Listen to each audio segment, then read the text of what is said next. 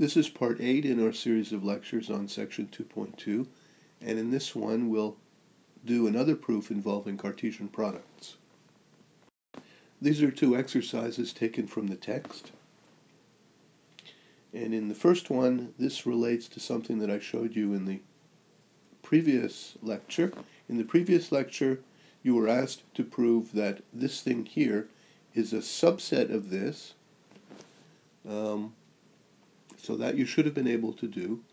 And so in order to show that they're not equal, essentially what you have to do is you have to give an example of sets A through D such that this thing is not a subset of this thing.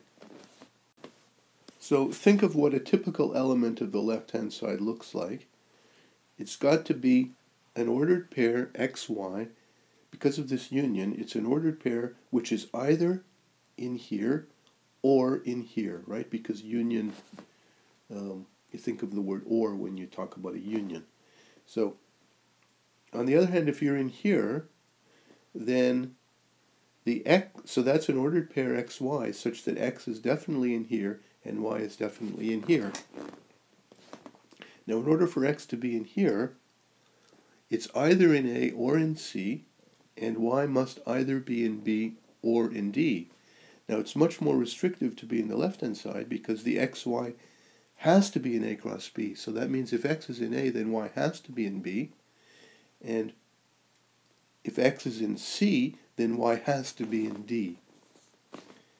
In order to be in here, the X, for example, could be in A, and the Y could be in D rather than in B. So it looks like pretty much anything you try would work as long as the A, B, C, and D are all different sets. Okay, so take that as a little hint and see then if you can come up with a counterexample. Pretty much anything you could try would work as long as A through D are not the same sets. So give it a try, and when you come back you can see my solution. So here's my solution. I choose A to be singleton 1, B is singleton 2, C is singleton 3, and D is singleton 4. So I've just simply chosen sets for which all of them are different from each other. And now it's a matter of just simply calculating what the left-hand side is and what the right-hand side is, and hopefully they'll come out to be different. So let's begin by calculating the Cartesian product of A with B. Here's A, here's B, so there's only one ordered pair you can form from that. It's 1, 2. Similarly, C cross D, all you can do is form the ordered pair 3, 4. So there you have the Cartesian product of those two sets separately. And so we take the union of those two sets, the union of this with this, is just obtained by taking the set having each of those in it. On the other hand, if you first calculate the unions, first calculate A union C. Here is A union C. It's 1, 3.